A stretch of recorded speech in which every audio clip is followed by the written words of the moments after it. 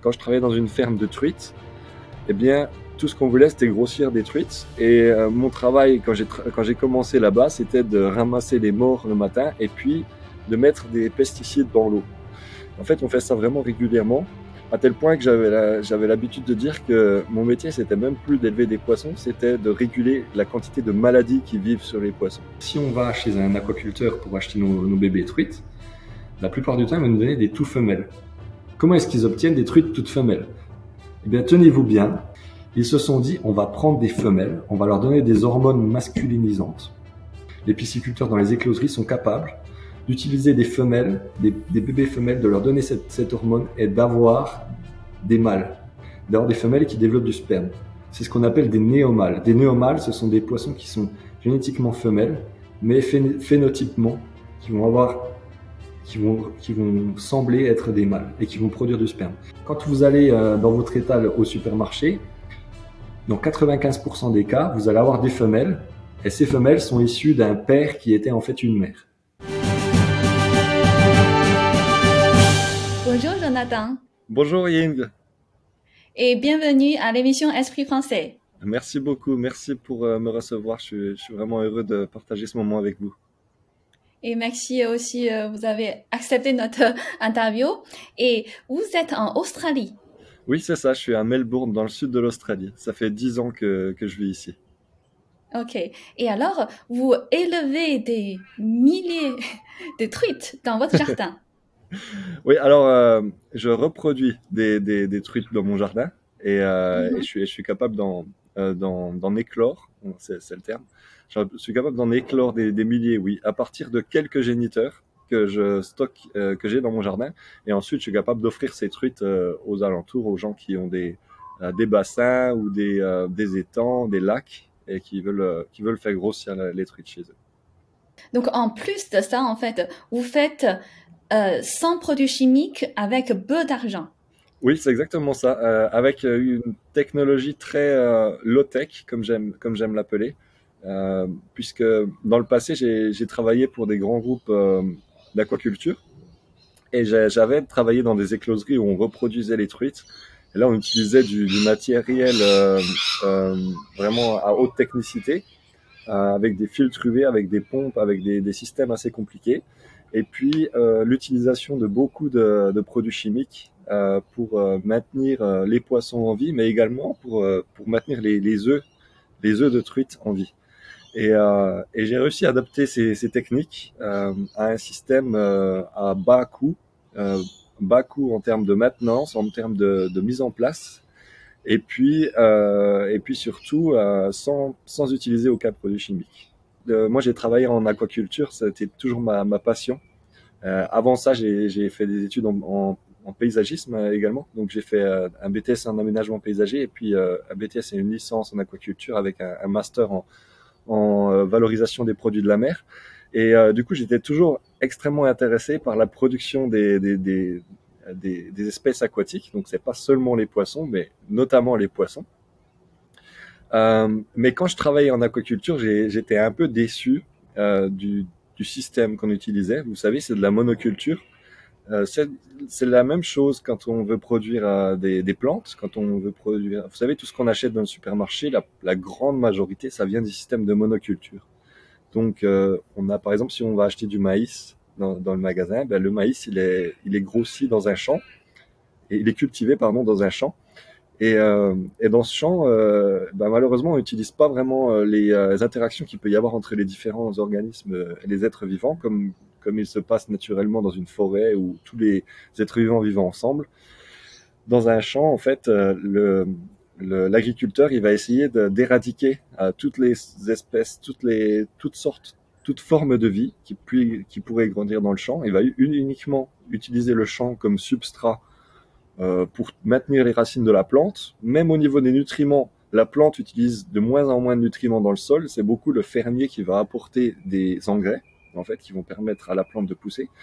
Et comme je disais, donc, toute bactérie qui va être naturellement dans le sol, tout insecte ou même les vers de terre, Tout ça, le fermier, malheureusement, il va les tuer parce qu'il va utiliser des pesticides pour éviter les maladies, pour éviter la compétition avec d'autres espèces de plantes. Et du coup, on est vraiment sur un sol stérile. Quand je travaillais dans une ferme de truites, eh bien, tout ce qu'on voulait, c'était grossir des truites. Et mon travail, quand j'ai commencé là-bas, c'était de ramasser les morts le matin et puis de mettre des pesticides dans l'eau. C'est des pesticides assez puissants, comme du formol. Donc, c'est un produit très agressif. En fait, on fait ça vraiment régulièrement, à tel point que j'avais l'habitude de dire que mon métier, c'était même plus d'élever des poissons, c'était de réguler la quantité de maladies qui vivent sur les poissons. Donc voilà pourquoi j'ai souhaité m'orienter vers une autre voie. Le but de l'aquaponie, c'est d'utiliser les rejets des poissons, de les transformer, mais en fait, à l'issue de cette transformation, on va obtenir des nutriments. Donc c'est comme c'est la même qualité enfin c'est une qualité bien supérieure, mais la même nature que les engrais que les agriculteurs vont mettre dans leurs champs. Sauf que là, ça va se faire naturellement à partir des déchets des poissons. On va utiliser un déchet, on va le recycler en nutriments pour nos plantes. Donc c'est vraiment un cercle virtueux. Et ensuite, l'eau qui est purifiée, puisque les plantes vont en extraire les substances nutritives, qui sont nutritives pour les plantes, mais qui peuvent être toxiques pour les poissons. Donc les plantes vont absorber ces substances, elles vont purifier l'eau. L'eau va pouvoir retourner dans le bassin et les poissons vont pouvoir évoluer dans une eau pure, en fait. Enfin, pure ou en tout cas dans des paramètres qui sont tout à fait acceptables à leurs exigences. Sur ce schéma, on a le schéma classique d'un système aquaponique qui fonctionne par inondation et sécheresse successives. Donc, c'est composé de 4 éléments. On a en dessous, on a un bassin, vous voyez, ou un bassin avec des poissons dedans, un bac de culture de poissons. Et au-dessus de ce bac de culture, on a un autre bac de culture, mais celui-ci, c'est un bac de culture de plantes. À l'intérieur de ce bac de culture de plantes, on a un média, donc c'est de la roche volcanique. Et sur ce média, on a des plantes qui poussent. Alors là, j'en ai mis qu'une sur ce schéma pour illustrer, mais on voit bien les racines qui s'étendent dans ce bac, et les racines, elles s'étendent tout autour du média. Et ensuite, on a une pompe qui va monter l'eau depuis le bac à poissons, qui va monter l'eau jusqu'au bac de culture de plantes.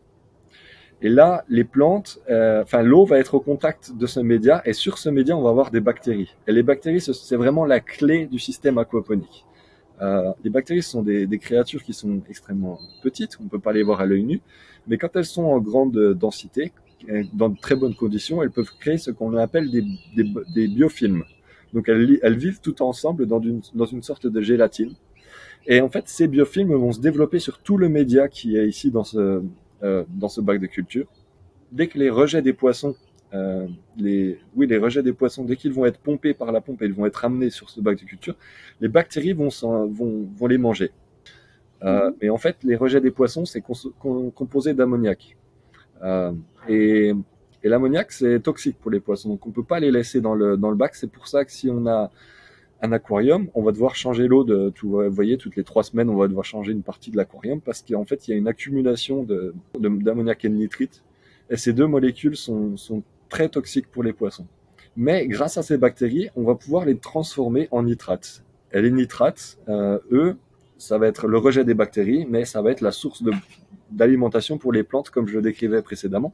Donc les plantes vont grandir, et ensuite l'eau va passer à travers ce qu'on appelle un siphon-cloche. C'est-à-dire, c'est comme un système de chasse d'eau comme on a dans les toilettes, vous voyez.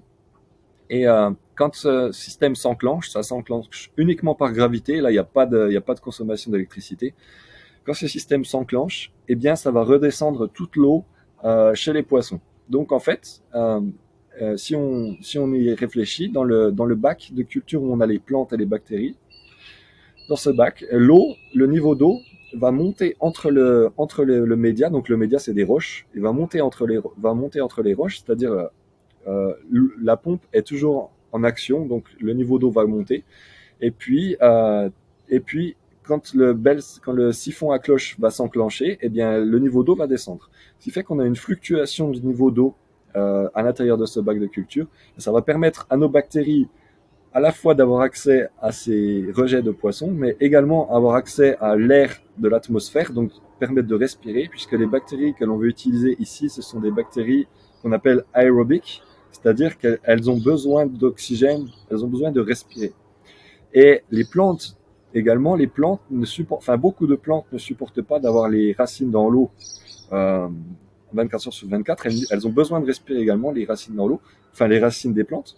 Et donc, le fait d'avoir le niveau d'eau dans le bac de culture qui baisse et qui monte, qui baisse, qui monte, eh bien, ça permet à chaque fois aux racines d'être au contact de l'air et de respirer également. Et chez vous, qu'est-ce que vous avez utilisé pour les poissons, pour les Voilà. truites? Voilà. Eh bien, alors chez moi, alors je vais peut-être tourner un peu l'écran, hein, pour commencer à vous présenter un peu le système que j'ai ici.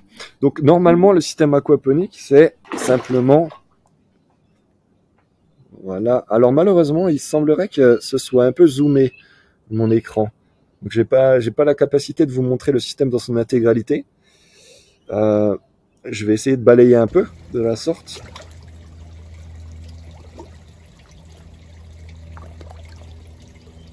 Ce que je vous ai montré tout à l'heure, c'était un système aquaponique tel qu'ils sont utilisés à travers le monde. Donc c'est des bacs souvent en plastique. Et en fait, moi j'ai adapté cette technique à ce que j'appelle une approche holistique. Donc là, vous voyez, on est sur ma terrasse, la terrasse de ma maison. Et en fait, à la place d'avoir des choses en plastique qui sont vraiment pas du tout... Excusez-moi, il y a un peu on a une audience, on a une audience d'oiseaux aujourd'hui. À la place d'avoir des bacs en plastique qui sont pas du tout esthétiques, eh bien, j'ai utilisé mes compétences de paysagiste pour créer un système aquaponique qui soit complètement intégré dans le landscape, dans le paysage de mon jardin, si vous voulez.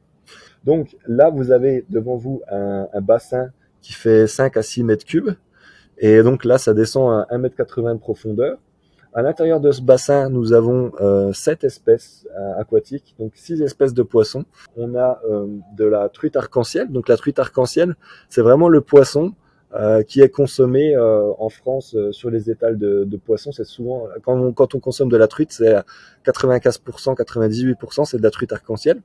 Donc c'est une truite qui est... en fait, quand on regarde depuis le haut, comme ça, on ne la voit pas parce qu'elle est grise, hein.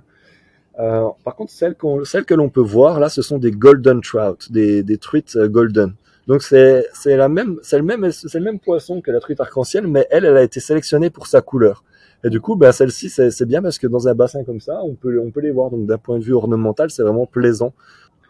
Le désagrément de ce poisson, c'est que évidemment, vu sa couleur, dans le milieu naturel, il se fait manger tout de suite par les prédateurs, c'est-à-dire par les oiseaux ou par d'autres espèces de poissons quand ils sont plus jeunes.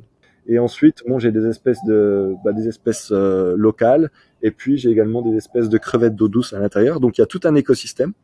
Et il y a également des espèces de poissons qui sont vraiment petites.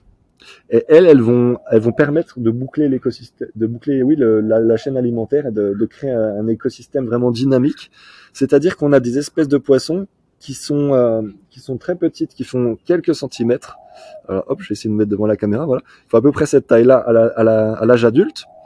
Et ces espèces, elles ont l'avantage de manger les larves de moustiques, puisque vous savez que si on laisse un bassin ornemental comme ça, sans poissons, ou en tout cas avec des gros poissons tels que ceux que j'ai aujourd'hui là, ceux-ci ne vont pas être intéressés par manger des insectes, enfin des petits insectes. Ils vont même pas pouvoir les chasser, c'est trop petit pour eux. Par contre, si on met des petits poissons, et notamment une espèce qui s'appelle le Gambusia, on l'appelle également le poisson moustique, puisque c'est un poisson mangeur de moustiques, et ce poisson, il va réguler dès qu'il y a des moustiques qui vont essayer de pondre dans le bassin, ils vont les manger. Et donc, on va pas avoir de développement de moustiques. Et ça, c'est vraiment un problème qu'on a normalement quand on a des pièces d'eau, des pièces ornementales d'eau. Souvent, on a des développements de moustiques. C'est vraiment un problème. C'est pourquoi beaucoup de personnes mettent de l'eau de javel dans l'eau ou des choses comme ça.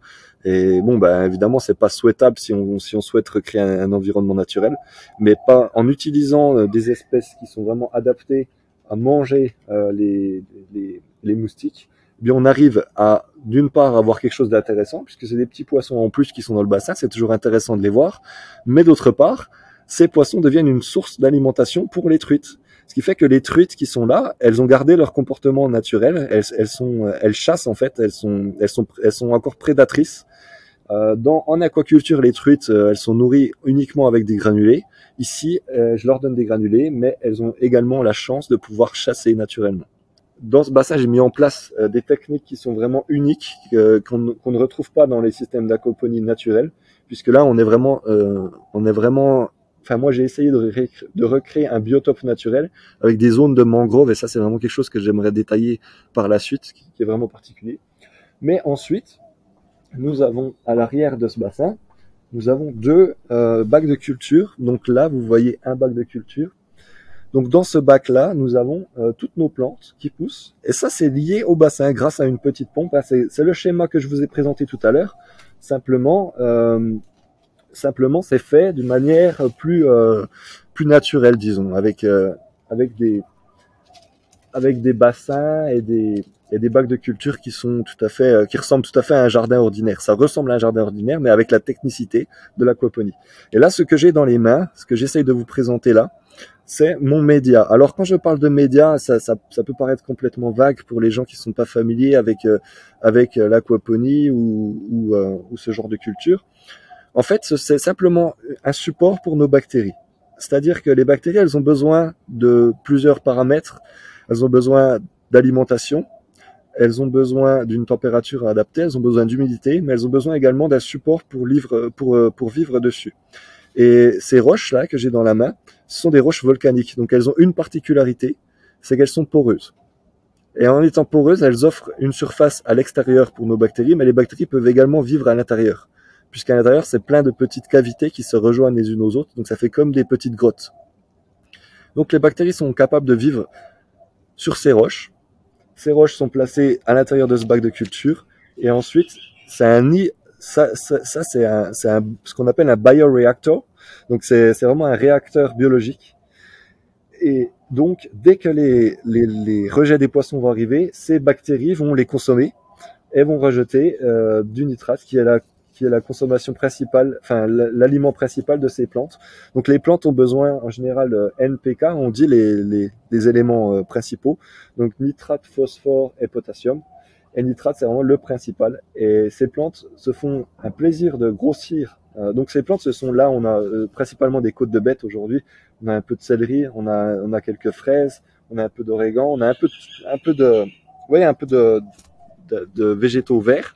Dans le passé, je faisais beaucoup de... Excusez-moi, je vais essayer de retourner là-bas. Voilà. Dans le passé, je faisais beaucoup de tomates, choses comme ça. Mais malheureusement, avec la configuration de ce système aquaponique particulier, il y a pas assez de lumière qui va sur nos bacs de culture. Il y en a quand même, mais pas assez.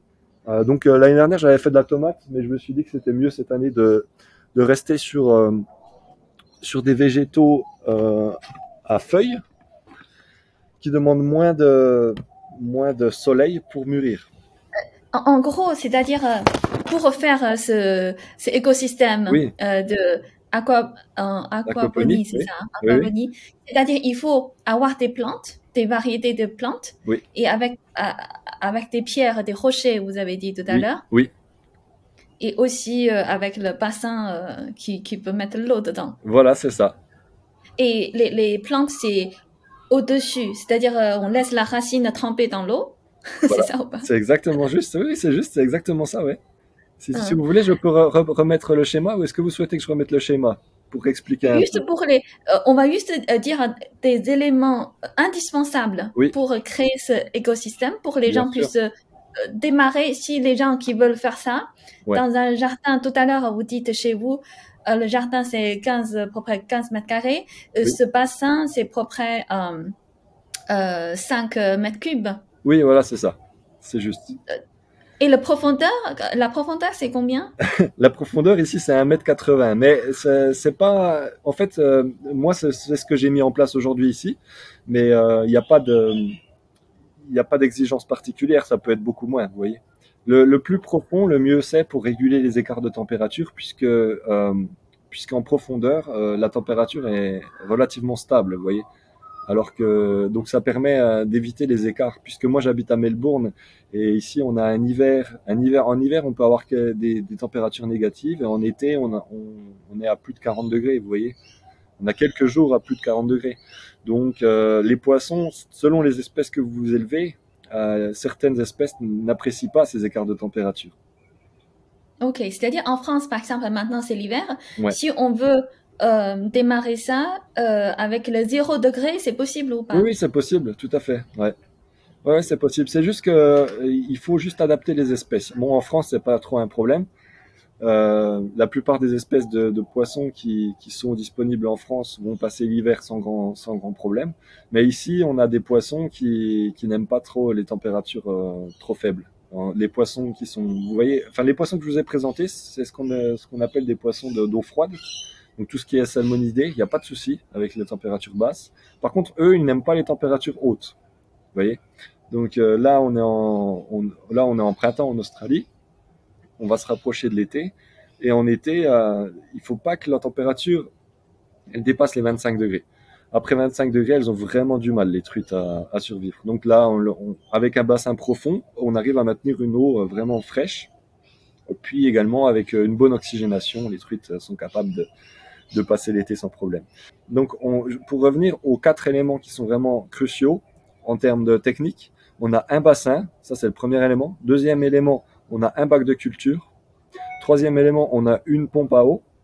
Et quatrième élément, on a ce qu'on appelle un siphon à cloche. Donc c'est un système de chasse d'eau qui va permettre de retourner l'eau dans le bassin. Et ce qu'il faut bien comprendre, c'est que l'eau à l'intérieur du bac de culture, là où on a nos plantes, entre les roches que je vous ai montré tout à l'heure, vous comprenez, quand on met des roches ensemble dans un seau ou dans un bac, il y a de l'espace entre ces roches. C'est pas tout plein de roches, puisque les roches, elles vont se toucher à certains angles, mais entre, il y a des interstices. Eh bien, ces interstices, ils vont se remplir d'eau, mais il faut également que quand le siphon à cloche s'enclenche, il faut que l'eau s'évacue. Puisque les bactéries ont besoin de respirer, et les racines des plantes ont également besoin de respirer. Donc, dans les interstices entre ces roches, l'eau va monter et descendre. Voilà. Donc ça, ce sont les 4 éléments qui sont indispensables. Et donc, à l'intérieur de ce bac de culture, on va mettre un média. Donc, ce que j'appelle le média, ce sont ces roches volcaniques. Mais certaines personnes utilisent des billes d'argile qu'on voit également en jardinage classique. Les billes d'argile, elles vont avoir la même fonction que ces roches volcaniques. Elles sont juste rondes, donc elles sont un peu plus esthétiques peut-être, mais elles sont par contre beaucoup plus chères. Et puis ensuite, on va planter. Alors là, les plantes, elles ont tout ce qu'il faut pour pousser, puisqu'elles ont de l'eau à profusion, donc elles ont autant d'eau qu'elles veulent. Elles ont tous les nutriments dont elles ont besoin. Et puis, donc, il n'y a pas besoin de les arroser. Vous voyez, ce système, il est complètement autonome. Il n'y a pas besoin d'arroser les plantes. Les plantes, elles ont toujours de l'eau. Vous pouvez partir en vacances. Il n'y a pas de souci. La seule chose qu'il faut faire de temps en temps, c'est nourrir les poissons. Alors là, on va leur donner des granulés d'aquaculture parce que c'est vraiment quelque chose de très pratique, pardon. Très pratique, puisqu'on les a, c'est comme si on donnait à manger à son chat, si vous voulez, c'est comme des croquettes qu'on va donner. C'est sec, ça se garde sans problème.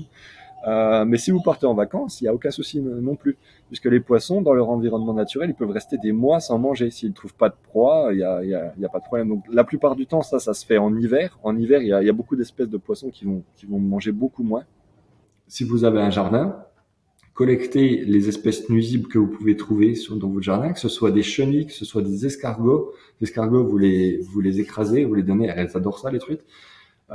Que ce soit des vers de terre, des choses comme ça, vous voyez, vous pouvez nourrir vos poissons avec des espèces, avec peu importe ce que vous trouvez. Même si vous mangez, vous avez de la viande, vous avez des restes. Bon, en général, aujourd'hui, de nos jours, en France, dans le monde, quand on a de la viande, on essaye de pas la jeter, hein, ça c'est évident. Mais si vous avez des restes, les truites vont les manger, ça, il n'y a pas de souci, quoi. Mm-hmm. Et vous dites avant, quand vous faites votre métier, justement aussi pour élever des poissons en grande échelle, oui. Et vous mettez beaucoup des produits chimiques pour nettoyer l'eau, c'est ça, hein, Mais en fait, c'est parce que, si vous voulez, les poissons en aquaculture, ils sont élevés dans des densités, donc je sais pas si le terme densité vous parle, mais je veux dire avec des populations très importantes, dans des faibles volumes. Et en fait, faut bien se dire que l'aquaculture, c'est un business, et le but de l'aquaculteur, c'est de produire le plus de poissons possible dans le volume qu'il a. C'est-à-dire que l'aquaculteur, il va avoir, on va dire, 20 bassins. Et dans ces 20 bassins, ce qu'il veut, c'est produire le plus de truites possible, puisque le plus il produit, le plus il va pouvoir se rémunérer, le plus il va pouvoir vendre, et le plus il va pouvoir se rémunérer. Donc malheureusement, le système fait que financièrement, l'aquaculteur va être poussé, va être enclin à avoir de plus en plus, de poissons possibles. Et quelle est la limite? La limite, en fait, c'est entre avoir trop de poissons et tous les poissons meurent parce qu'ils sont vraiment des qualités extrêmes. C'est juste avant ça, en fait. Alors après, ça dépend des aquaculteurs, hein, chacun, ils ont tous un peu leur philosophie, mais bon, ils ont tous une réalité économique derrière. Et moi, quand je travaillais en aquaculture, je voyais les poissons avec des nageoires très abîmées, avec des niveaux de stress. Vous voyez, le mucus. Le mucus, c'est une substance qui est à la surface du poisson. C'est une substance un peu gluante qui leur permet de glisser dans l'eau, mais c'est également une substance qui est une barrière contre les maladies, en fait.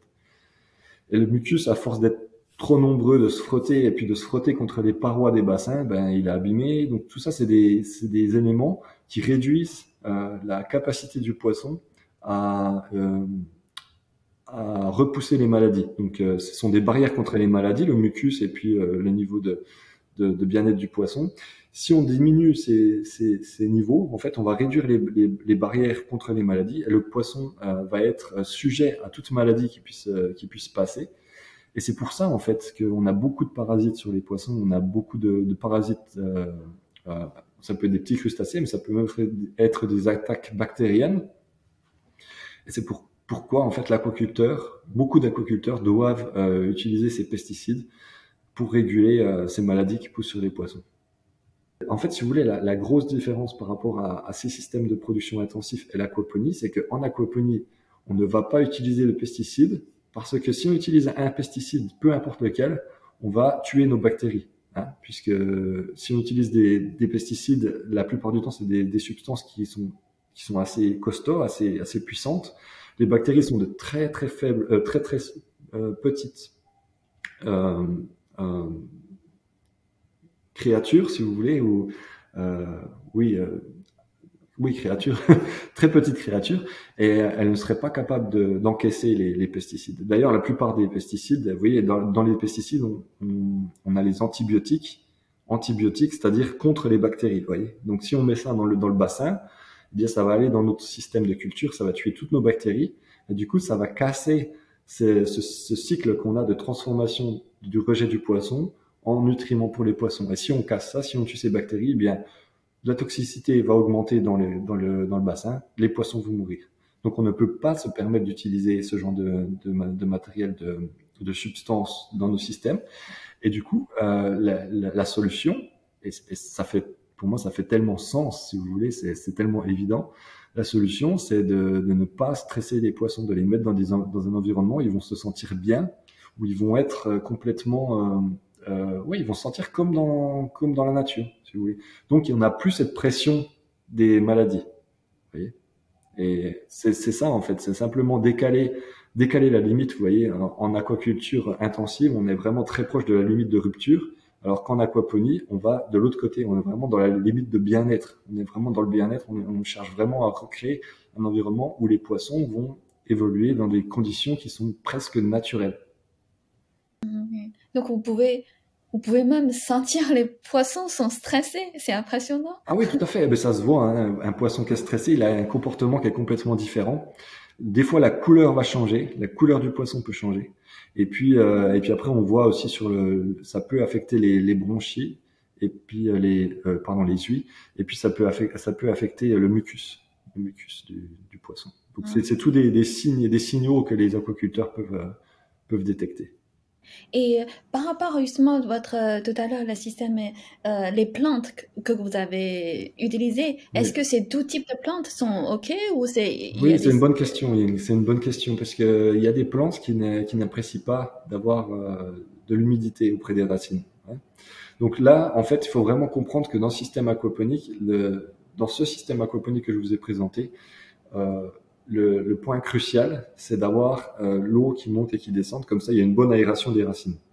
Mais celui qui ferait un système aquaponique, qui le design, qui le conçoit mal, il peut avoir des endroits où l'eau va stagner. Et quand l'eau va stagner, là, on va passer sur d'autres systèmes qui sont anaérobies, donc où on n'a plus les bactéries qu'on veut. On a d'autres types de bactéries qui arrivent. Et ça peut être complètement, comment dire, une barrière ou des conditions qui sont pas du tout compatibles avec certaines plantes. Donc toutes les plantes qu'on a dans nos jardins, la plupart des plantes qu'on a dans nos jardins, elles n'acceptent pas des environnements où l'eau est stagnante. C'est-à-dire que leurs racines ont besoin de respirer, simplement. Donc si vous concevez votre système aquaponique proprement, vous pouvez cultiver toutes les plantes qui se cultivent en jardin, avec des particularités quand même, puisqu'on a des plantes telles que la pomme de terre, qui sont des tubercules qui grossissent dans l'eau, pardon, pas dans l'eau, dans la terre, dans le sol. Et en fait, ils ont besoin d'espace pour pouvoir grossir. Hein. Et comme on a notre média qui est une roche, souvent quand on essaye de faire grossir ce type de légumes, donc je parle de la pomme de terre, je parle de la carotte, toutes les cultures qui se font vraiment dans la terre, eh bien celles-ci, elles vont prendre des formes qui sont toutes biscornues parce qu'elles vont s'adapter aux médias. Et du coup, je le conseille pas parce qu'après c'est très difficile d'exploiter la récolte. Vous voyez, après il faut éplucher avec des formes. C'est pas normalement on aime même dans les jardins, c'est pas tous les jardins on aime qu'il y ait des jardins très aérés avec des sols sableux pour ce genre de culture puisque ça donne vraiment l'espace au végétal de se développer et puis d'avoir des formes tout à fait utilisables par la suite. Mais à part ce genre de culture, enfin de légumes qui sont assez particuliers, tout ce qui est légumes aériens, donc tomates, poivrons, aubergines, ce genre de choses, il y a pas de souci, ça pousse très bien. Même la betterave rouge. La betterave rouge, en fait, ça va faire un bulbe, mais le bulbe, il est souvent juste à la limite, à l'interface sol et air. Et du coup, là, elle va pouvoir se développer. Il n'y a pas de souci, quoi. C'est juste les tubercules qui se développent à l'intérieur du sol, qui sont pas conseillés. Des fois, il y a des personnes qui essayent de faire le système, mais elles oublient de mettre ce siphon à cloche. Et sans le siphon à cloche, on va avoir l'eau qui va prendre qui est le chemin le plus facile pour l'eau, si vous voulez. Et en fait, l'eau, elle va faire juste un petit ruisseau dans le bac de culture. Elle va pas se répartir partout. Et il y a des endroits du bac de culture où l'eau va rester là, elle va être bloquée, elle va être stagnante. Et au bout d'un moment, elle va perdre son oxygène. Et c'est là qu'on va avoir des problèmes parce qu'après, au lieu d'être dans des systèmes aérobiques, on va être anaérobique, donc on va avoir des systèmes de fermentation. Alors ça, c'est vraiment quelque chose qu'on veut pas. C'est vraiment l'opposé de ce qu'on veut, en fait. Ok. Et on n'a pas besoin d'électricité. Le siphon, il marche tout seul. Il marche par gravité. Mais on a besoin seulement d'électricité pour la pompe. On a une petite pompe à eau. Et cette pompe à eau, il nous faut de l'électricité. Et c'est pour ça aussi, et c'est une erreur qu'on voit très souvent, on voit des personnes qui font des systèmes avec des énormes pompes. Malheureusement, il n'y a pas besoin d'avoir une grosse pompe. Moi, mon système, il marche uniquement avec 40 watts, ce qui est la moitié de la consommation d'une ampoule, si vous voulez. Donc c'est vraiment très faible hein, en consommation d'électricité. Ok. Et l'eau, vous changez de temps en temps?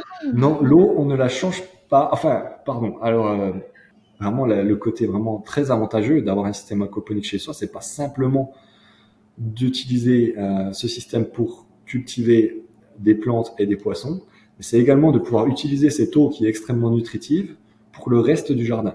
Quand j'utilise de l'eau de mon système aquaponique, je vais utiliser l'eau, mais dans l'eau, je vais avoir toutes les substances nutritives et je vais pouvoir utiliser ces substances pour arroser mes plantes ornementales, pour arroser mon jardin et pour arroser tous mes arbres, enfin les arbres quand ils en ont besoin. Donc c'est vraiment quelque chose d'extrêmement intéressant. Et quand je fais ça, je réduis le niveau d'eau dans mon système aquaponique quand je vais utiliser l'eau pour mon jardin. Et par conséquent, je vais ajouter de la nouvelle eau. Et cette nouvelle eau, c'est de l'eau de pluie que je récupère des toits. Je récupère l'eau de pluie dans un comment on appelle ça, dans un réservoir. Ce réservoir, il est lié à mon système aquaponique. J'ai juste un robinet à ouvrir et hop, l'eau va venir et elle va venir faire ce qu'on appelle un top-up, c'est-à-dire réguler. Enfin, si j'utilise de l'eau pour mon jardin, je vais du coup baisser le niveau dans mon système aquaponique, dans mon bassin et hop, je vais juste rajouter de l'eau de pluie pour arriver à mon niveau d'eau initial. Donc on va jamais jeter d'eau, ça jamais on jette d'eau. Mais parfois, on va utiliser de cette eau, puisqu'elle est très nutritive, très intéressante, et on va juste faire l'appoint avec de l'eau de pluie. Et une autre chose que je trouve intéressant de partager aujourd'hui, c'est que à l'arrière de ces systèmes de ces bacs de culture, j'ai mis en place des bacs à décantation. Donc c'est simplement des tonneaux, et il n'y a pas d'énergie qui est nécessaire pour ça. C'est simplement des tonneaux où l'eau arrive dedans, elle arrive par un point, elle sort par un autre point. Et en fait, à l'intérieur, il y a un petit courant qui se forme, simplement avec l'énergie cinétique de l'eau qui arrive dans ce tonneau. Et là, à l'intérieur, ça va permettre aux particules de décanter. Donc, pas juste par rapport au poids. En fait, les particules qu'il pourrait y avoir dans l'eau, les grosses particules, elles vont juste descendre et elles vont se retrouver au-dessous au fond du tonneau. Et au fond du tonneau, j'ai une valve et je peux connecter un tuyau également. Et ça, je vais pouvoir l'emmener vers mes arbres aussi. Alors, quand j'ouvre ça va créer une substance noire. C'est une sorte de boue, mais c'est une boue qui est extrêmement riche en nutriments. Et ça, c'est ce que j'appelle l'or noir.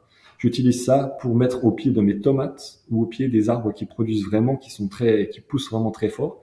Parce que là, c'est extrêmement nutritif. Ça me permet, vous voyez, d'avoir un engrais gratuit et qui est complètement biologique. Et tout à l'heure, justement, vous dites l'eau, vous récupérez l'eau de la pluie, mais est-ce que l'eau de robinet, ça va aller ou pas? Oui, alors effectivement, l'eau de pluie, c'est mieux dans le sens où elle est relativement pure. L'eau de pluie, elle est faible en minéraux, mais au moins, il n'y a pas de chlorine, de chlore à l'intérieur. Hein, puisque dans l'eau du robinet, très souvent, il y a du chlore et puis des fois, il y a des phosphates aussi. Alors, si on veut utiliser l'eau du robinet, on peut tout à fait le faire. Simplement, il va pas falloir mettre plus de 10%, renouveler plus de 10% de l'eau. C'est-à-dire quand on utilise l'eau pour notre jardin, il va falloir descendre le niveau du bassin, pas plus de 10% du volume total. Parce que comme ça, quand on va rajouter l'eau du robinet dedans, cette eau qui a un peu de chlore, qui pourrait être un peu agressif pour nos bactéries, elle va être diluée dans le volume du bassin et du coup ça va plus avoir d'effet sur nos bactéries. Et puis après 48 heures, le chlore va s'évaporer, donc il y aura plus de soucis.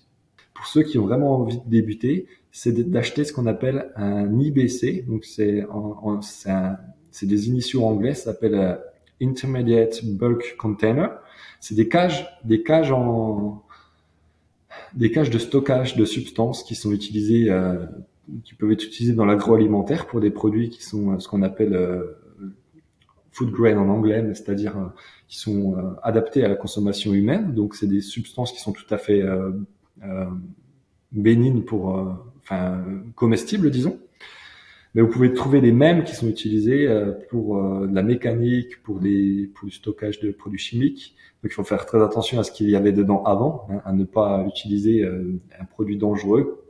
Enfin, parce que là, ce que je vous parle, en fait, c'est simplement un support, un bassin en plastique, un bac en plastique qu'on va pouvoir couper pour créer un bassin pour les poissons et un bac de culture. Et on va les mettre l'un au-dessus de l'autre. D'ailleurs, je vais vous montrer une photo. Je vais vous montrer une photo d'un des premiers systèmes aquaponiques que j'ai créé quand je commençais. En fait, ça a été fait à partir d'un IBC. Alors, pour ceux qui nous regardent, allez voir sur Internet IBC. C'est vraiment des bacs et on peut le couper en deux et on peut faire un système aquaponique. On peut utiliser le bas pour faire un bassin et le haut pour faire le bac de culture. Et après, à partir de là, on a juste à acheter une petite pompe. Donc, si on fait à partir d'un IBC, une petite pompe de 1000 litres par heure, ça va suffire. Donc là, on va être sur une pompe qui va faire une vingtaine ou une trentaine de watts, ce qui est vraiment faible. C'est-à-dire même pour les gens en ville, ils peuvent le faire? Oui, tout à fait. Si on a une petite terrasse, eh bien, on peut mettre un petit système comme ça dessus. Alors, il faut pas s'attendre à des productions incroyables là-dessus, mais on peut produire un peu de légumes. On va pouvoir produire des tomates et des laitues. Et puis, dans le bac de poissons, on peut soit mettre des poissons rouges si on veut pas consommer les poissons, puisque les poissons rouges, c'est joli, quoi, hein. On peut mettre des poissons rouges dedans, ça va fonctionner, il n'y a pas de problème. Ou alors, vous pouvez mettre des espèces qui se consomment. Vous pouvez mettre des carpes. Moi, je parle des espèces qui sont vraiment simples pour les débutants, hein. donc des carpes, des tanches, des choses comme ça, et ça va bien fonctionner. Donc en fait, quand on nourrit nos poissons, on va leur donner de l'aliment. Donc ça peut être ce que l'on décrivait tout à l'heure, ça peut être des petites croquettes, ou ça peut être même des éléments vivants, ça peut être des vers de terre, des choses comme ça. Mais toujours est-il que le poisson, il va relâcher dans l'eau, il va relâcher de l'ammoniac. Et là, on a une bactérie qui va manger cet ammoniac et qui va relâcher des nitrites. Et ensuite, il y a une autre type de bactérie qui va manger les nitrites et qui va relâcher les nitrates. Donc voilà. Donc là, en fait, je viens d'énoncer 3 molécules, ammoniac, nitrite et nitrate. Ces 3 molécules-là, il faut pouvoir les mesurer dans l'eau. Il faut pouvoir mesurer leur concentration. Ce qu'on souhaite voir, c'est l'ammoniac 0, les nitrites 0 et les nitrates, un petit peu de nitrate, puisque c'est les nutriments pour les poissons.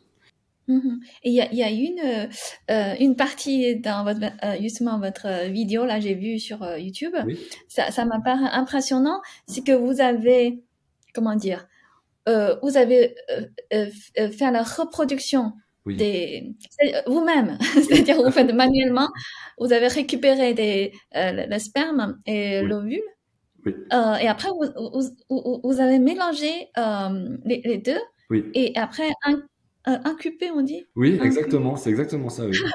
Oui, alors... Et ça, c'est faisable, ça? C'est réalisable? Oui, bah alors bon, je vais être très franc, c'est pas pour commencer. Quand on commence dans l'aquaponie, tout ce qu'on cherche à faire, c'est acheter des petits poissons et les nourrir jusqu'à ce qu'ils arrivent à une grande taille pour qu'on puisse les consommer. Ce qu'on appelle la taille, enfin en anglais on appelle ça plate size, which is qui veut dire la taille de l'assiette en fait, la taille consommable, Et excusez-moi. Et oui, donc en plus l'aquaponie ça produit presque 10 fois plus, jusqu'à 10 fois plus de légumes que de poissons. Donc normalement on va produire des poissons, mais le but, la grande quantité, ça va être également beaucoup de végétaux, beaucoup de légumes. Mais il faut savoir que la truite arc-en-ciel, c'est un poisson où il y a, comme beaucoup d'espèces de poissons, il y a une fécondation externe. Il n'y a pas vraiment d'accouplement interne. Il n'y a pas d'acte sexuel, si vous voulez. Les poissons, normalement, dans leur environnement naturel, la femelle, elle va vibrer vers le mâle. Ils vont vibrer ensemble et ils vont les deux lâcher leurs gamètes reproductrices. Donc la femelle va relâcher ce qu'on appelle des ovocytes, c'est le step juste avant, enfin c'est l'étape juste avant de devenir des ovules, et le mâle va relâcher son sperme. Et il va y avoir fécondation dans l'eau. Simplement ça se fait dans des rivières, dans des conditions vraiment particulières, même pas dans toutes les rivières, dans des rivières où il y a des zones avec un substrat graveleux. Il faut qu'il y ait des graviers, qu'il y ait juste la bonne granulométrie pour que les œufs puissent venir se cacher, tomber entre en fait et être protégé comme ça. Donc ça, c'est vraiment des conditions extrêmement particulières. Et si vous avez des truites dans des bassins ou dans des lacs, très souvent, ces truites, elles sont incapables de se reproduire en fait. Et d'ailleurs, donc c'est pour ça qu'on fait la reproduction nous-mêmes. On utilise, c'est ce qu'on appelle stripping en anglais, stripping, c'est-à-dire on va faire un massage sur la truite de manière à expulser les ovocytes, et expulser le sperme, et ensuite les mélanger, ensuite ajouter l'eau. Là, il va y avoir la réaction qui va se faire, la fertilisation, la fécondation, pardon, où le sperme va pénétrer l'ovule, et ensuite le chrono commence. En fait, si vous voulez, le problème avec les truites, quand on veut féconder, quand on veut reproduire des truites dans son jardin, une truite, ça va reproduire un kilo de truite, de truite géniteur. Ça fait entre 1500 et 2000 œufs par kilo de truite. Vous voyez? Wow, ouais. 1500. Ouais. Et du coup, si vous avez des truites qui font déjà 2 kilos, vous allez déjà jusqu'à 4000 œufs, vous voyez, pour une truite. Donc, si vous avez une cinquantaine de truites dans votre jardin et qu'elles ont toutes des œufs, vous avez des milliers d'œufs, vous voyez. Alors, il y a une partie qu'on va utiliser pour la reproduction, et une partie qu'on va consommer, parce que les œufs de truite, ça se mange, c'est du caviar. Enfin, c'est pas le caviar d'esturgeon, mais du caviar de truite, c'est très très bon. On met ça sur un toast, vous voyez, sur un pain grillé, un peu de beurre, et puis les œufs de truite, et c'est magnifique, c'est vraiment très très bon. Bon, bref. Ce que je voulais dire, c'est que pour nous, le challenge, quand on en aquaponie et qu'on veut avoir des géniteurs, donc des animaux qui sont en âge de se reproduire, C'est qu'il va nous falloir du stock qui soit mâle et femelle. Hein, il nous faut des mâles et des femelles pour les reproduire. Mais si on va chez un aquaculteur pour acheter nos bébés truites, la plupart du temps, il va nous donner des tout femelles. Et la raison pour laquelle il travaille avec des tout femelles, c'est parce que la femelle, elle ne mature qu'à 2 ans. Le mâle, il mature à 1 an. Donc, je parle de la maturation sexuelle. Ce qui veut dire qu'en fait, le mâle, à partir de sa première année, à la fin de sa première année, il va commencer à produire du sperme. Et quand il produit du sperme, malheureusement, il ne met pas son énergie à produire des muscles, vous voyez, à produire du poisson. Il va mettre tout dans les gamètes et en fait, le sperme, nous, on va pas le manger, évidemment. Donc, c'est une perte pour l'aquaculteur. Donc, il préfère avoir des femelles parce que la femelle, elle va grossir de la même façon pendant les premiers mois, mais ensuite, elle ne va pas développer des ovocytes, elle ne va pas développer sa partie sexuelle. Et en fait, pendant la première année, elle va grossir énormément plus que le mâle et elle va pousser ça jusqu'à ses 2 ans. À partir de 2 ans, là, elle va commencer à faire des ovules. Et, enfin, des ovocytes, quoi. Et du coup, tous les aquaculteurs se disent, il n'y a aucun intérêt pour moi de faire du mâle, parce que si je fais du mâle, enfin des truites mâles, je vais perdre en croissance. Donc ils se sont dit, il me faut des truites femelles. Et la plupart du temps, vous allez chez les aquaculteurs, vous allez avoir que des femelles. Alors, ce qui est intéressant, c'est comment est-ce qu'ils obtiennent ces femelles? Comment est-ce qu'ils obtiennent des truites toutes femelles? Si on parle de l'industrie des poules, ils veulent avoir que des femelles également. Bon, pour des raisons différentes, mais ils veulent avoir que des femelles. Et là, les poussins, ils sont triés par machine, parfois. Enfin, voilà, ils sont triés et les mâles, ils les tuent. Bon, pour les truites, c'est différent. Pour les truites, ils se sont dit, pour avoir un mâle, en fait, un mâle, c'est quoi? Un mâle, c'est, au niveau génétique, c'est comme pour les hommes, c'est X et Y, les chromosomes. Hein? Chromosomes sexuels. On a un X et un Y. Alors qu'une femme, une femelle, elle a X et X. Donc, ce qu'il nous faudrait, ce qui donne le sexe à la descendance, en fait, c'est le sperme du mâle. Puisque le sperme du mâle, il y en a un des deux qui va être sélectionné pour faire le sexe du bébé. En fait, un bébé, c'est un chromosome de la mère, un chromosome du père qui sont mis ensemble. Et si on a pris le X du père, on va avoir une femelle. Si on a pris le Y du père, on va faire un mâle. Ils se sont dit, il faudrait qu'on ait du mâle qui soit que X. Excusez-moi. Il faudrait qu'on ait du sperme de mâle qui ne soit que X. Il n'y ait pas de Y dans ce sperme. Alors, comment est-ce qu'on peut obtenir ce sperme? Un sperme qui n'est pas de Y, qui n'est que de X. Eh bien, tenez-vous bien, asseyez-vous bien, ne tombez pas de votre chaise. Ils se sont dit, on va prendre des femelles, on va leur donner des hormones masculinisantes. Et ces femelles, elles vont avoir un génotype, des gènes femelles, mais elles vont développer un phénotype, c'est-à-dire une apparence, des organes masculins. Et en fait, en faisant ça, donc c'est une molécule qu'on appelle la méthyltestostérone. En utilisant cette molécule, les pisciculteurs dans les écloseries sont capables d'utiliser des femelles, des bébés femelles, de leur donner cette hormone et d'avoir des mâles, d'avoir des femelles qui développent des testicules, d'avoir des femelles qui développent du sperme. C'est ce qu'on appelle des néomâles. Des néomâles, ce sont des poissons qui sont génétiquement femelles, mais phénotypement, qui vont sembler être des mâles et qui vont produire du sperme. Et le sperme de ces femelles sera 100% X. Donc, ce qu'ils font, c'est qu'ils utilisent ce sperme-là, ils le croisent, enfin, ils le fécondent, ils utilisent ce sperme-là pour féconder des femelles normales.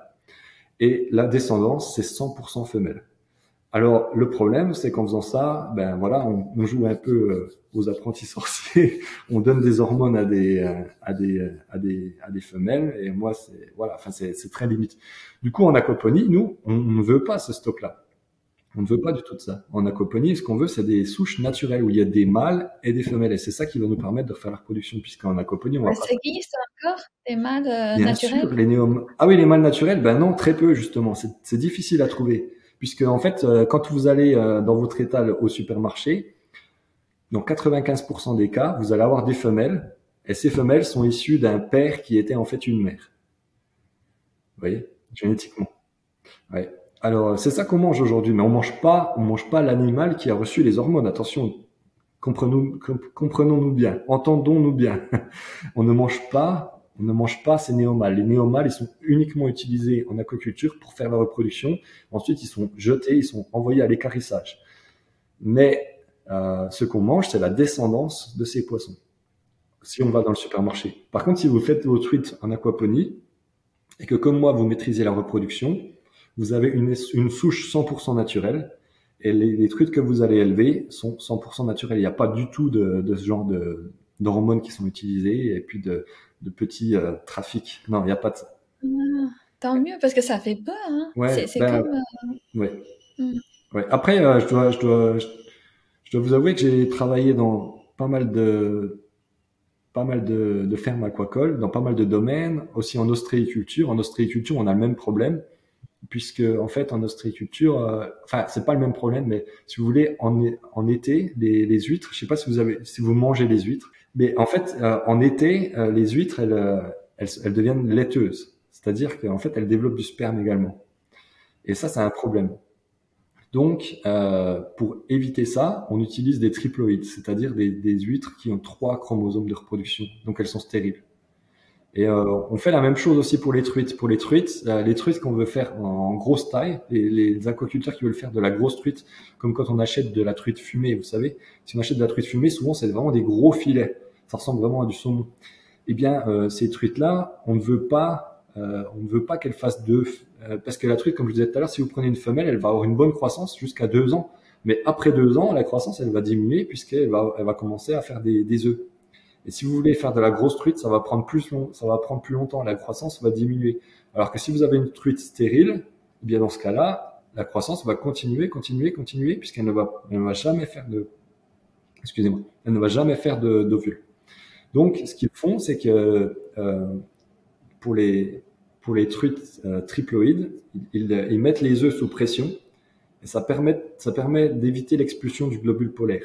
Puisque tout à l'heure, on parlait de la reproduction de la truite. Excusez-moi, ça devient un peu technique, mais on parlait de la reproduction de la truite. En fait, on utilise ce qui sort de la truite, c'est pas vraiment un ovule, c'est un ovocyte. Un ovocyte, c'est un ovule qui a encore son globule polaire. Donc en fait, il y a encore 2 chromosomes de la mère qui sont encore dans l'ovocyte.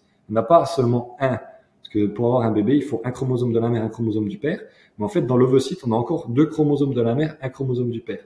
Donc, si on prend cet œuf qui a 3 chromosomes, normalement, par nature, par l'évolution, il va expulser un globule polaire, ce qui veut dire qu'il va expulser un chromosome, et du coup, il va se retrouver avec deux chromosomes.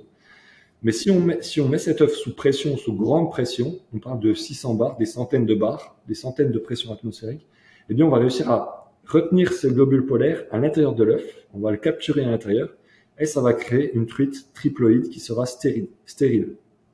Donc ça permet d'avoir des grandes truites. Et la même chose se fait, c'est pas la même technique, mais la même finalité sur les huîtres. Et moi, je parle de ce que je connais, mais après, je pense que dans l'industrie de la viande, il y a également des tas de choses qui sont faites que je ne connais pas, donc je ne vais pas en parler. Et je pense qu'également dans la recherche génétique sur les végétaux, je pense que les végétaux qu'on consomme et qu'on connaît aujourd'hui n'ont rien à voir avec ceux qu'ont connus nos ancêtres. Hein. Quand on mange des fraises, le goût, il y a certainement beaucoup de choses qui ont été sélectionnées. Après, sélectionnées de quelle manière, je ne connais pas assez, je ne vais pas m'éteindre. Mais ce que je pense, c'est que ce qui nous choque dans le poisson, puisque c'est ce que je partage, c'est ce que je connais, je pense que ça nous choquerait énormément si on savait ce qui se passe dans d'autres industries, malheureusement. Oh là là, ça donne pas envie d'acheter le poisson maintenant. Je ne veux plus acheter des poissons. Il faut acheter des tailles normales parce qu'il ne faut pas acheter des gros poissons parce que c'est déjà... Oui, ben, disons que si on achète les gros poissons, on aura de la triploïde, oui. Mais la taille normale, elle sera quand même très souvent issue d'un père qui était en fait une femelle. Et par rapport au coût d'investissement, parce qu'au début on dit chez vous c'est sans produits chimiques et avec peu d'argent. Oui. Et c'est-à-dire c'est combien de moins cher, combien de pourcentage moins cher? Voilà. Donc en fait, si on part on va se mettre dans la peau de quelqu'un qui veut commencer l'aquaponie. Donc notre auditeur, s'il veut acheter un IBC, donc c'est le bac dont je parlais tout à l'heure. Un bac comme ça, on peut l'avoir peut-être pour 50 € ou même peut-être moins. Il faut juste être sûr que c'est food grade, donc ça n'a pas été en contact avec des produits chimiques, mais que c'est avec des produits qui sont comestibles. Donc ça, on va dire qu'il y en a pour 50 €. Ensuite, acheter une petite pompe à eau, il y en a peut-être pour la même somme. Et ensuite, quelques tuyaux PVC, peut-être encore une autre cinquantaine ou centaine d'euros. Et puis voilà. Et ensuite, si on souhaite partir sur un système holistique tel que moi j'ai, donc là, ça devient quelque chose d'ornemental. Donc là, effectivement, c'est un peu plus cher puisqu'il faut acheter ce qu'on appelle un liner, c'est-à-dire une bâche en EPDM. C'est une bâche qui va permettre une parfaite étanchéité du bassin, mais qui soit également très résistante, puisque c'est quelque chose qu'on veut faire une fois. Vous voyez, on veut que la bâche, elle dure pour des dizaines et des dizaines et des dizaines d'années. On veut pas que ce soit une bâche fine qui soit peu chère, mais qui va durer 1 an, puis après on va devoir tout refaire. Ce serait beaucoup de travail pour rien. Et donc là, oui, là, il va y avoir un petit investissement, mais on bénéficie là d'un bassin ornemental. Il y a des gens qui font des bassins juste pour le plaisir des yeux. Là, on a un bassin, mais qui nous produit également de l'alimentation et qui produit de l'or noir. Donc l'or noir, c'est ce dont je parlais tout à l'heure, hein, c'est ce fertilisant qui est gratuit, qui nous permet de stocker de l'eau très riche en nutriments également pour tout notre jardin. Et puis une chose dont j'ai pas parlé, ça nous permet vraiment de reconnecter puisqu'il y a tout un écosystème qui va venir. L'écosystème, c'est pas simplement les poissons, les bactéries et les plantes, c'est également une multitude d'insectes qui vont venir bénéficier de cet écosystème. Donc on va avoir des libellules qui vont commencer à venir, à évoluer autour, à voler autour. On va avoir des grenouilles qui vont venir. On va avoir une multitude d'oiseaux qui vont venir pour faire des bains. Et vous aurez la même chose chez vous en France. Vous aurez tous les oiseaux qui vont venir autour et puis qui vont également se nourrir de ces insectes qu'il peut y avoir autour ou des choses comme ça. Donc on reconnecte avec la nature. Et finalement, moi, la dernière utilisation que j'en ai, c'est que je me baigne dans mon bassin. Je me baigne avec les truites. Et c'est un plaisir pour moi d'aller dedans. Et des fois, je mets même le masque et je la regarde sous l'eau. Bon, c'est pas pour tout le monde, je sais. J'ai des amis qui m'ont dit, mais des amis femmes qui m'ont dit, mais oh non, moi je me baignerai pas avec les poissons. Mais après, ça c'est chacun qui voit. Mais oui, ça peut être utilisé également comme je vais dire presque comme une piscine, mais pas vraiment comme une piscine. On va pas faire des longueurs dans un petit bassin comme ça. Cela dit, on pourrait si le bassin était plus grand. Donc, de nos jours, je pense que d'avoir une piscine chez soi en France, c'est quelque chose de très culpabilisant puisque ça utilise énormément de ressources, beaucoup d'énergie, de pompe, de filtration, de produits chimiques pour l'entretenir et beaucoup d'évaporation. Alors que là, on a un système qui est bénéfique pour l'environnement, pour la biodiversité, qui produit pour nous, qui produit l'alimentation et qui nous permet d'aller se rafraîchir dedans également. Donc moi, c'est comme ça que je vois un peu les choses. C'est vraiment quelque chose qui est multi-usage. C'est pour ça que je l'ai appelé holistique, mon approche, une approche holistique où on intègre ce système dans notre mode de vie. Et ça rejoint un peu le mode de culture qui est la permaculture. Vous voyez, c'est un concept où on essaye toujours d'avoir plusieurs utilisations à chaque système. Parce qu'en fait, les truites, si vous voulez, elles agissent un peu comme les hommes. Vous voyez, des hommes, vous les mettez dans une ville et ils vont presque pas interagir entre eux, ils vont même pas connaître leurs voisins de palier, ils vont pas les reconnaître. Alors que si vous les mettez dans un village, tout le monde connaît tout le monde et il y aura beaucoup d'interactions. Et malheureusement, la truite, les interactions, quand elle en a, c'est pas des très bonnes interactions, parce que c'est un prédateur. Donc si vous en mettez une cinquantaine ensemble, il va y avoir un effet de groupe. Ils vont pas vraiment se reconnaître et hop, ils vont évoluer ensemble, il y aura pas de problème. Mais si vous diminuez la quantité, si vous avez que 10 poissons, alors là, de sûr, vous en avez une qui va devenir le dominant et elle va stresser les autres. Et qu'est-ce qu'on va faire dans ces cas-là? Évidemment, on va consommer cette truite, on va la pêcher, on va la manger. Mais 1 mois plus tard, c'en a une autre qui va devenir dominante. Dès que vous en enlevez une, il y en a une autre qui va prendre sa place et qui va pousser les autres. Donc c'est un peu la limite de grossir des truites. C'est que oui, elles sont extrêmement intéressantes d'un point de vue de la conversion. Et il y a une chose que j'ai pas parlé, c'est qu'une truite, ça atteint la taille de consommation en 1 an. Vous voyez, en 1 an, même en 9 mois, ça peut atteindre la taille de consommation. Donc, vous voyez, c'est très rapide. Il y a d'autres espèces, il faut plusieurs années. Il faut 4-5 ans sur certaines espèces.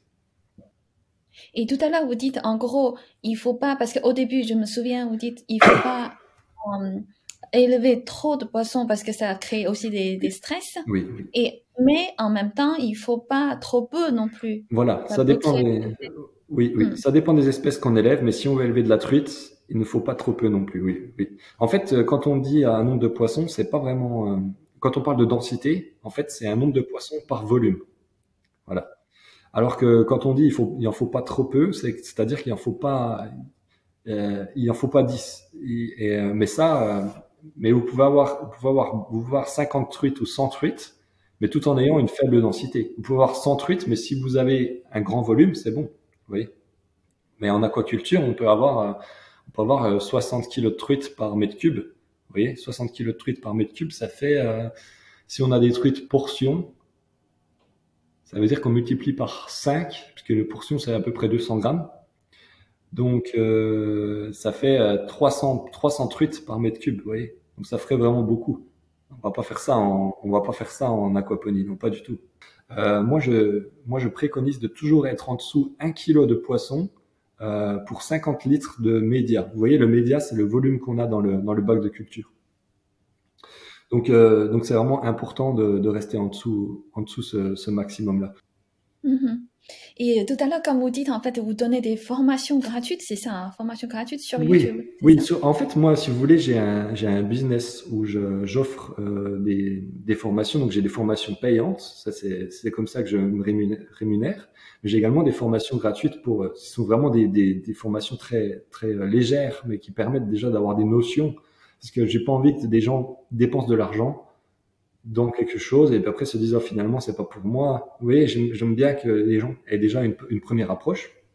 Donc j'ai beaucoup de vidéos sur YouTube qui sont complètement libres d'accès et ensuite j'ai une formation gratuite qui va vous donner tous les ratios, les limites qui sont vraiment importantes à respecter si vous voulez commencer en aquaponie.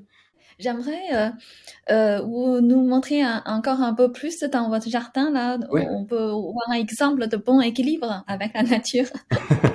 Allez, je vais redébrancher parce que je m'étais branché au réseau, vous voyez, pour brancher la batterie. Mais hop, on repart. Pas de souci. Alors, là, en même temps, comme je marche, je vais vous montrer un petit truc que je trouve sympa que j'ai fait dans mon jardin. Vous voyez, là, on a bon, ça n'a rien à voir, mais là, on a une pergola avec la vigne qui pousse dessus. Et les pieds de vigne qui sont là. Vous voyez, ces pieds de vigne, là, j'utilise l'or noir pour ces pieds de vigne. Et puis, l'or noir et puis l'eau du système aquaponique, ce qui permet d'avoir une vigne très productive. On a des fruits un peu partout. Bon, là, on est encore tôt dans la saison. Mais ce qui est intéressant ici, vous voyez, on a un plant de tomate.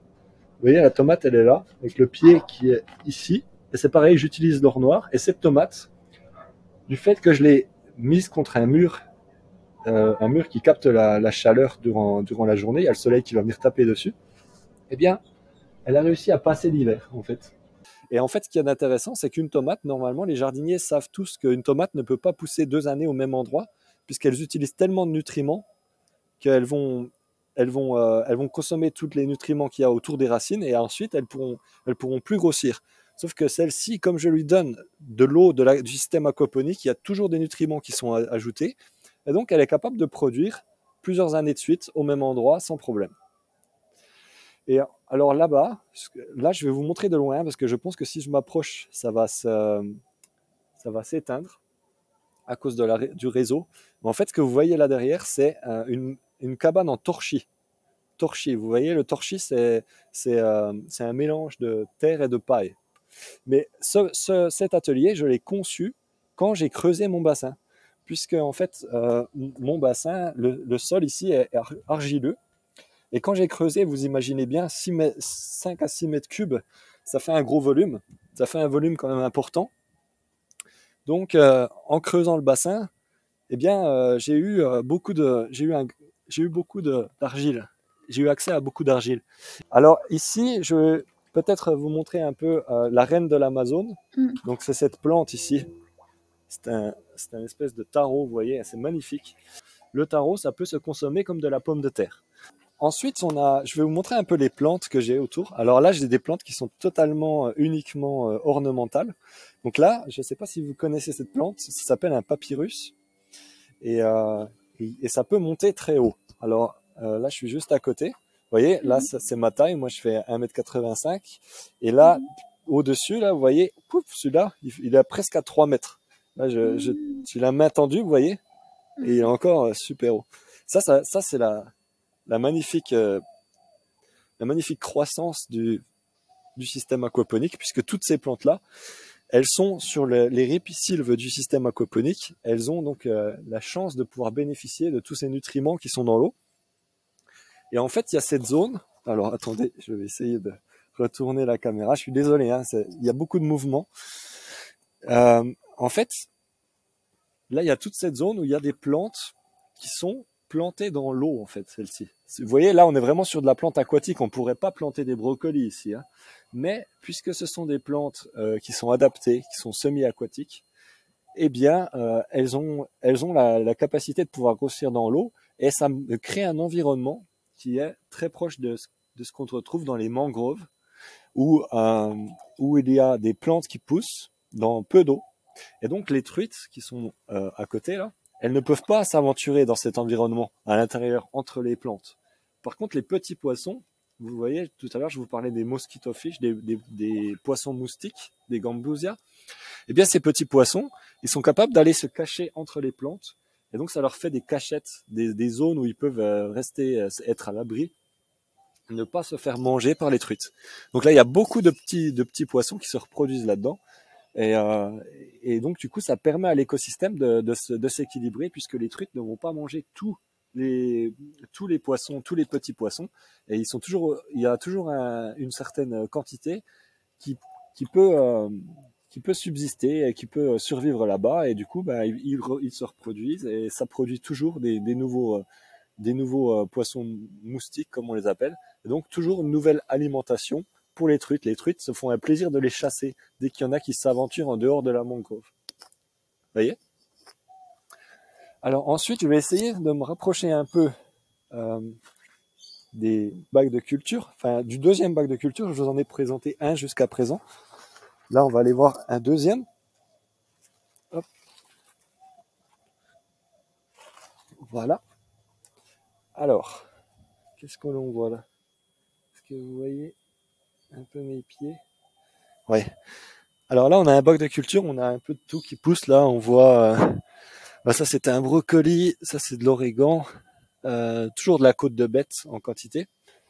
Donc là, on est vraiment sur une deuxième zone de culture. Et vous voyez, j'ai toujours ma roche volcanique. Et on voit bien sur celle-ci la porosité un peu qu'il y a. Vous voyez, c'est pas du tout lisse en fait. Cette porosité, elle nous permet vraiment d'avoir une grande quantité de bactéries, beaucoup plus que si c'était simplement des galets lisses, puisque sur des galets lisses, les bactéries pourraient seulement être sur la surface, alors que là, les bactéries peuvent vraiment aller à l'intérieur, vous voyez, dans tous ces interstices. Et ça achète quelque part ou on peut trouver quelque part? Oui, en fait, en français, oui, vous allez appeler cette roche de la pouzzolane. La pouzzolane. Et ça, vous allez pouvoir le trouver dans tous les magasins dans tous les bons magasins de jardinage. Et le temps d'entretien pour vous, c'est combien de temps que vous devez consacrer? Eh bien, l'entretien, en fait, c'est simplement nourrir les poissons. Alors, moi, je sais pas si on peut appeler ça l'entretien, mais nourrir les poissons et puis collecter les plantes, puisque ça produit des plantes, ça produit des légumes. Mais les légumes, il faut les consommer. Si on les laisse dedans, ils vont rester là, et puis le nitrate, ils vont seulement s'accumuler. À un moment, il y a les nitrates, vous voyez, on nourrit nos poissons tous les jours. Donc, on nourrit les poissons, on ajoute en quelque sorte de l'ammoniac dans le système. Et donc, tous les jours, il faut qu'on consomme ces nitrates pour récolter quelque chose du système. Sinon, les nutriments vont s'accumuler dans le système et au bout d'un moment, c'est trop. C'est trop. Donc, tous les jours, enfin, pas tous les jours, pardon, mais toutes les semaines, on va venir récupérer nos légumes. Et ça, c'est vraiment l'entretien du système. Après, ça dépend du type de pompe que l'on va utiliser, puisque, comme je vous l'ai dit tout à l'heure, il y a une petite pompe dans le système. Je parlais d'une pompe à peu près 40 watts.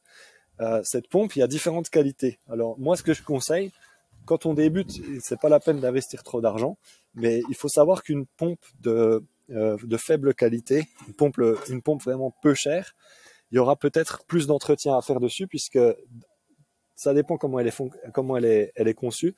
Mais parfois, c'est des pompes où il y a une très faible surface d'aspiration, et s'il y a une feuille qui vient, ça va boucher la pompe. Alors que moi, j'utilise des pompes Oasi, c'est la marque Oasi.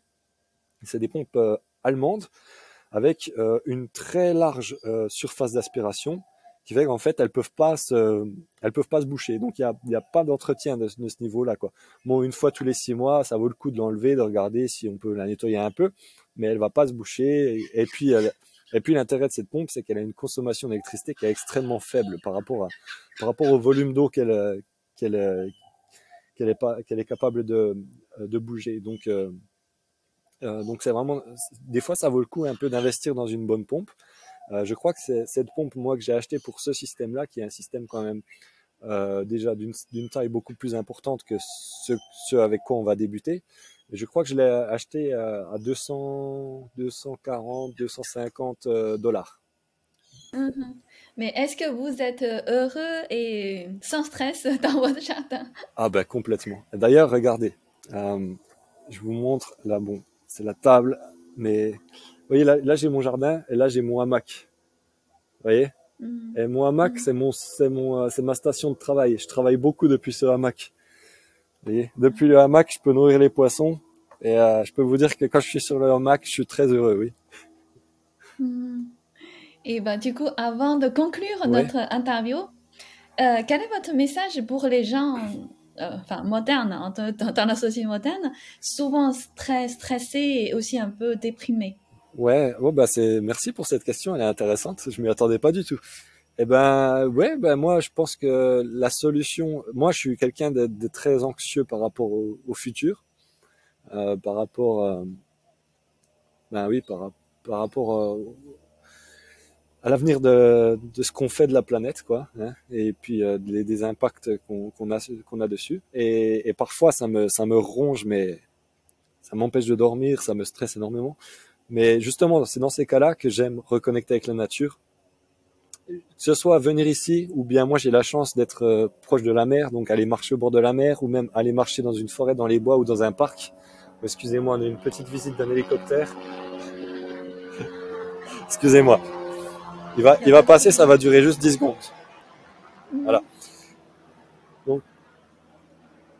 Donc oui, moi je pense que reconnecter avec la nature, c'est vraiment une solution extrêmement efficace pour s'apaiser et pour relativiser tous les problèmes qu'on a, peu importe ce que c'est. Vous voyez, des fois on regarde la nature et puis dans la nature il y a tout, il y a on peut le qualifier de bon et de mauvais, mais finalement je crois que c'est plus fort que ça. Mais si on regarde la nature, des fois on va s'extasier devant un lapin, on trouve ça magnifique, ou bien on va voir un petit insecte, on va le trouver super joli, et puis la seconde après il y a une grenouille qui va le manger, ou bien il y a un renard qui va attraper le lapin. Et pourtant, c'est beau quand même. Même le geste de prédation est beau. Je veux dire, c'est le cycle de la vie. Donc parfois, il y a des choses qui nous arrivent. Eh bien, c'est pas toujours agréable quand ça arrive, mais ça fait partie de la vie en fait. Il y a des hauts et des bas. Et puis, je trouve que la nature, elle nous remet à notre place en fait. On est tout petit, on n'est rien. Et puis, on fait partie d'un système énorme. Et on peut pas tout contrôler. Il faut savoir lâcher prise des fois. Et ouais, je trouve que la nature, elle nous apaise beaucoup sur ce côté-là. Donc c'est très beau. Ben, merci beaucoup, Jonathan. merci à vous, Yin. Merci beaucoup de m'avoir reçu. C'était un plaisir énorme de pouvoir échanger avec vous.